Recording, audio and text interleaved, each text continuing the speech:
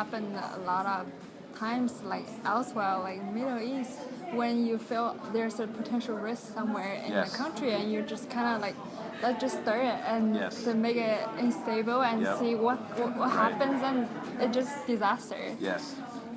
Nobody will just like go after that and wipe the butt. Yeah. Right? Yeah.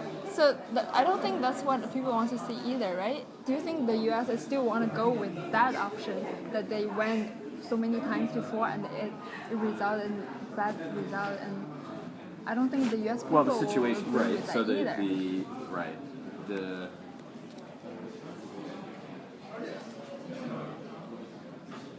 I'm not advocating this, but the people who do, I think, would argue that the conditions under regime change or collapse in North Korea are not the same as Iraq or Syria. That you don't have these sectarian divides that have been the ultimate problem. Okay. You have more intense... I mean, the situation in Syria and Iraq is as much... You have the sectarian divides, and then you have the rivalry between Saudi Arabia and Iran that are fueling that. If you could do it in an environment where you had relative cooperation between, not say in the actual regime change, but in the aftermath, if you had at least cooperative management of the problem between China, South Korea, and the United States, it would be very different. Right. I think the problem is, one of the things that I said during the conversation is that as it relates to North Korea, there's sort of two separate discussions between the United States and China. There's a discussion about denuclearization and pressure and negotiation and resolution of the issue. There's also a discussion about contingency planning and what happens in that situation.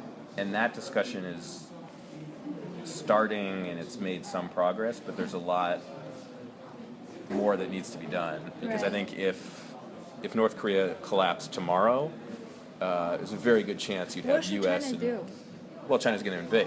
I mean, there's no question. And so I think the question is, if we don't work that out beforehand, then we're going to have a rerun of the Korean War, where you're going to have South Korean and American forces moving north and Chinese forces moving south. With the Chinese force. Right.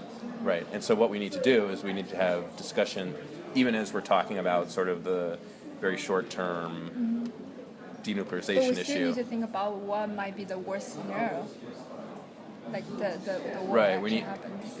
Yeah, or it doesn't even have to be war. I mean, it could be instability, or it could be regime change. I think it's no matter what happens, it's going to be a fairly complicated environment. But it would be good. It would be good for our countries to have a clear understanding of, like, okay, I think one thing people talk about is, for instance, American troops not going past the DMZ, not going into North Korea.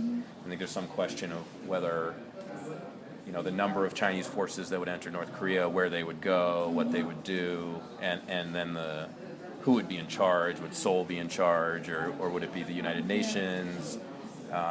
And then setting up actual communication mechanisms. So you could have a fairly detailed plan that said, okay,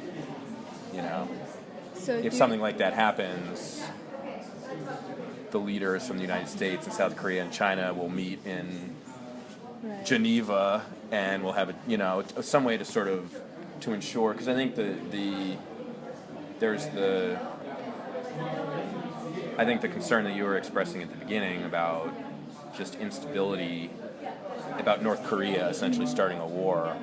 There's the other problem of, even if the North Korean military itself is not attacking outward, that things could go very badly inside North Korea, So which would be much longer term. Either way, there will be some instabilities going on, right? Yeah, unless the situation, I guess I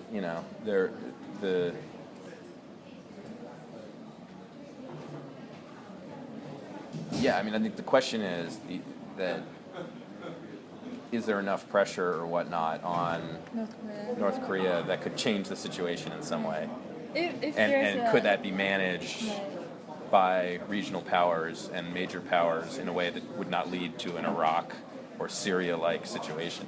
If there's a negotiation going between China and North Korea, how will it go?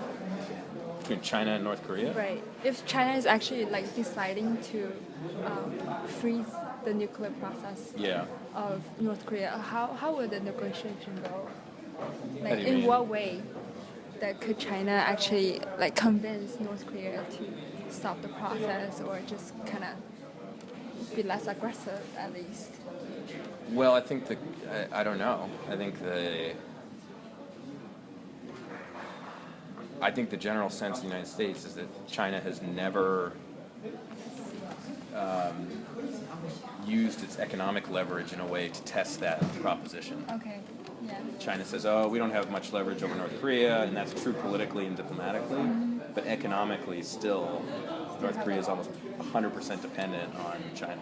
Okay. And so I think what the United States has always been wondering is if China was truly serious about this problem and used economic leverage, could it convince North Korea to pursue a different path? Okay, one last question. Yeah. So also, like, I think China is demanding something from the U.S. as well, that maybe because the need is not met, that's why they're deciding to not put the pressure at this moment.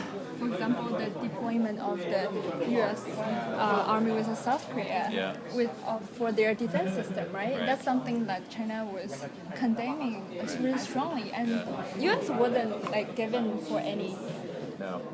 That's a non-starter. Right. So how do you see when the both need a conflicting with each other? And right. Yeah. So we talked about that this morning as well. I think it does feel to me and many others like the Trump administration policy toward China is more just sort of sticks without kind of a quid pro quo exchange that would incentivize China to cooperate more. So I think it's a good question. I think that relates to the other issue of sort of the future of the Korean Peninsula, and it may be that if the United States can convince China, because I think China's concern also is that you would have the end result would be a unified Korea allied with the United States under the protection of the United States with American troops. But that's what China doesn't want to see. Right, and so I think one question is, can you link the denuclearization question with the conversations about the future of the peninsula, where China would feel more confident that a denuclearized North Korea or a unified peninsula would not compromise its security interests in the way that it would if you had a unified Korea that was very pro-American. So I feel like thank you so much.